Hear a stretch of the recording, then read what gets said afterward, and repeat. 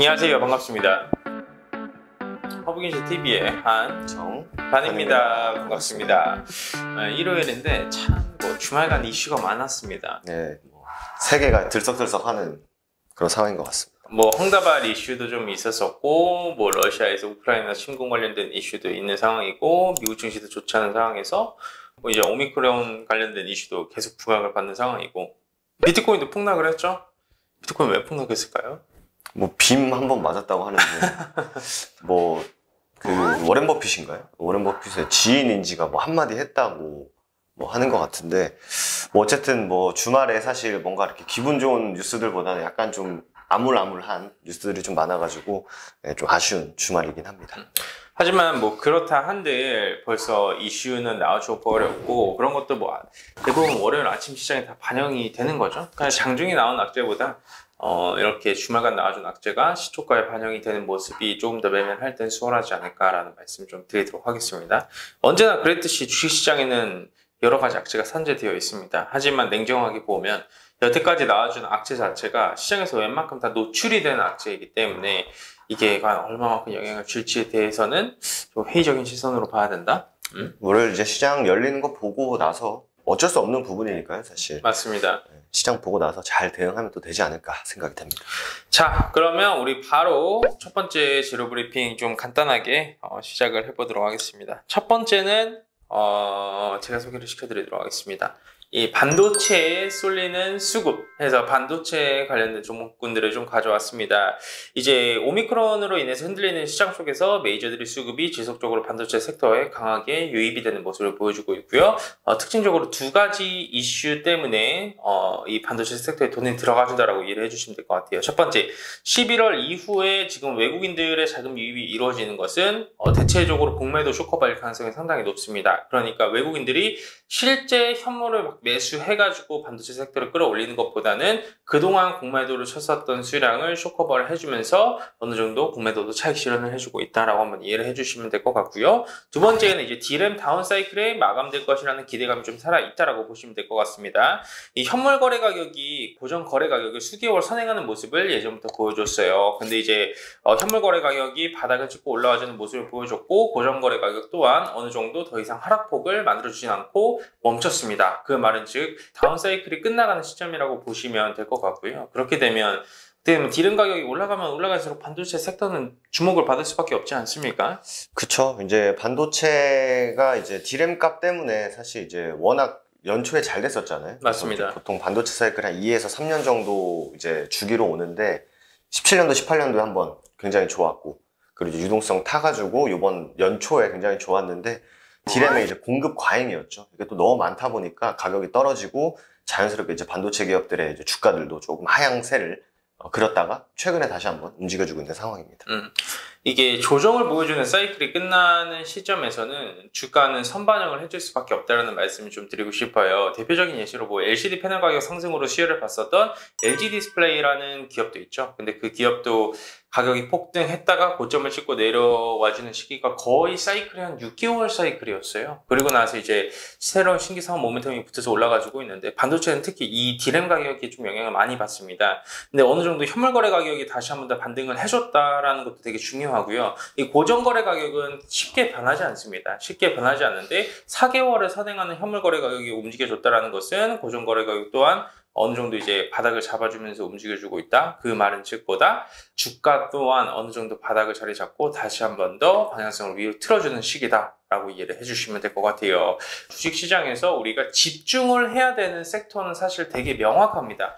대한민국 코스피 시장에서 반도체 섹터를 논하지 않는다라고 하면 그건 정말 문제가 있죠. 그쵸. 그러니까 우리나라 삼성전자나 하이닉스가 코스피 시총의 거의 한 30%를 차지하고 있기 때문에 삼성전자, 하이닉스가 또 분위기가 좋으면은 자연스럽게 이제 코스피 지수도 좀 올라가는 그런 흐름을 또 보이고 있고, 사실 이제 메모리, 비메모리 이제 반도체가 있는데, 메모리 쪽은 사실 우리나라 삼성이랑 SK 하이닉스가 세계에서 1, 2위 하는 그런 분야입니다. 근데 그 비메모리 쪽은 사실 아직 경쟁력이 그렇게 있는 상황이 아니어서 이제 삼성 측에서도 여기에다 이제 투자를 대대적으로 해서 우리 이거 1위 자리 한번 탈환해 보겠다라는 분위기가 형성이 됐고, 실제로 이제 이재용 부회장도 5년 만에 미국 가신 거라고 합니다. 사실 이렇게 삼성이 돈도 계속 잘 벌고 있고 돈도 많이 쌓아두고 있고 굉장히 성장을 하고 있는 기업인데, 사실 우리나라 시장에서 조금은 아쉬운 흐름을 보였던 것도 뭐 미국 시장에 필라델피아 반도체 지수가 또 있지 않습니까? 근데 그거는 연일 엄청 올랐어요. 근데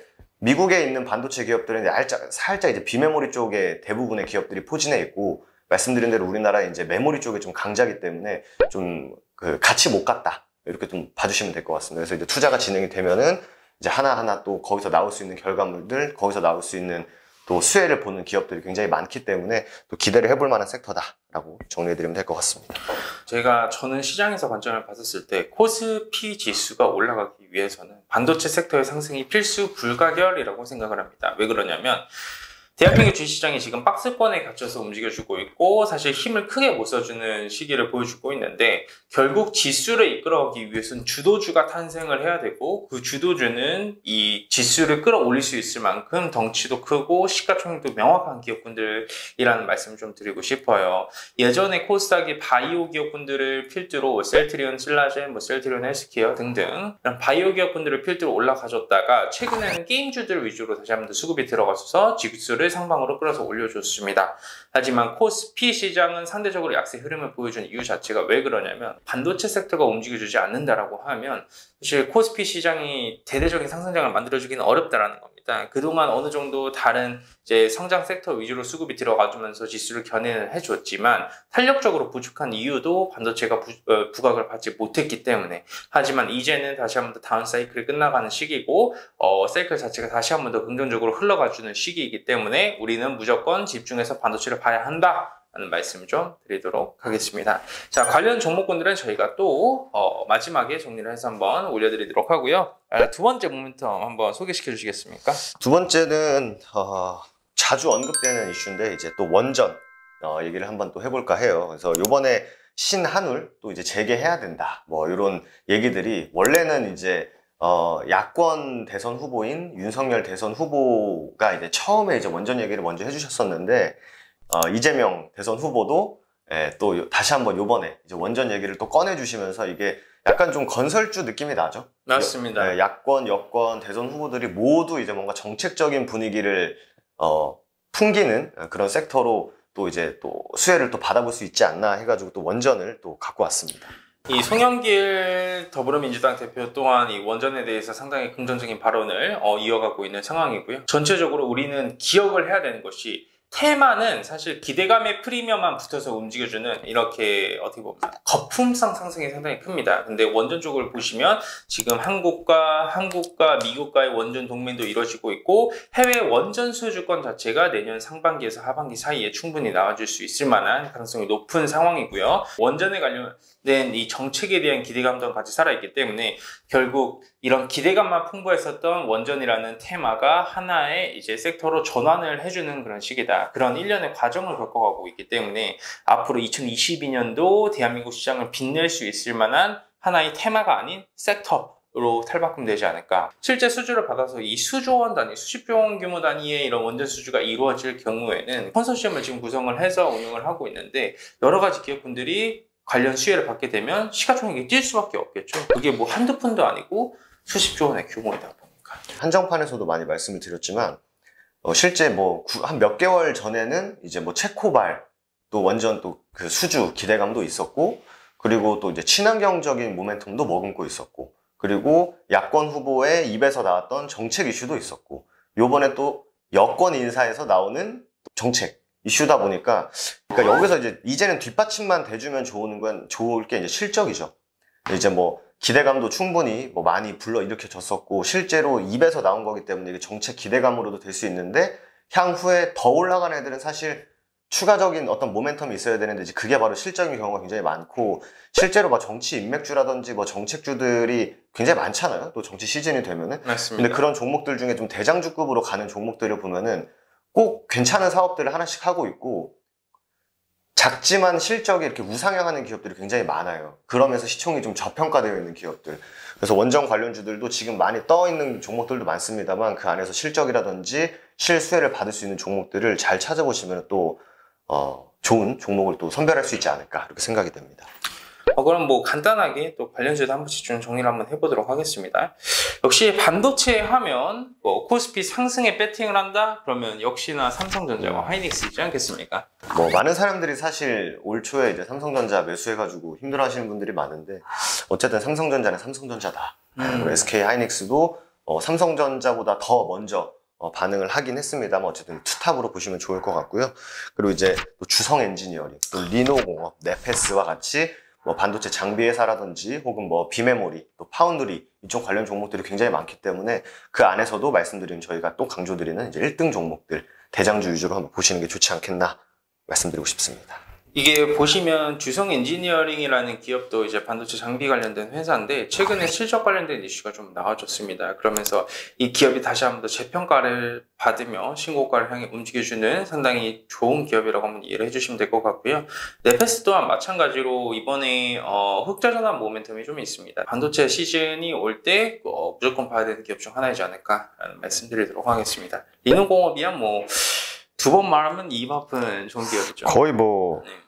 을이지만 슈퍼을 네. 굉장히 좋은 기업이고 사실 네. 뭐 증시가 흔들릴 때 완전히 안 흔들 수는 없죠. 사실 맞습니다. 뭐 자금이 빠져나가 외국인 기관 자금들이 빠져나갔을 때 버티는 종목들은 사실 많지가 않은데 굉장히 꾸준한 그냥 조용하고 시장에서 이렇게 막 주목을 엄청 받진 않습니다만 어느 날 보고 있으면은 여기까지 또 올라가 있네. 어느 날 조정 좀 받았겠지 하면 조정은 조금 주고 올라갈 때는 시원하게 잘 올라가는 그런 종목 중에 하나죠. 사실 우리나라 시장에서. 삼성전자도 가서 약간은 어깨가 살짝은 좀 굽히면서 이제 협상을 할 수 있는 그런 기업들을 찾아보시면 좋을 것 같습니다.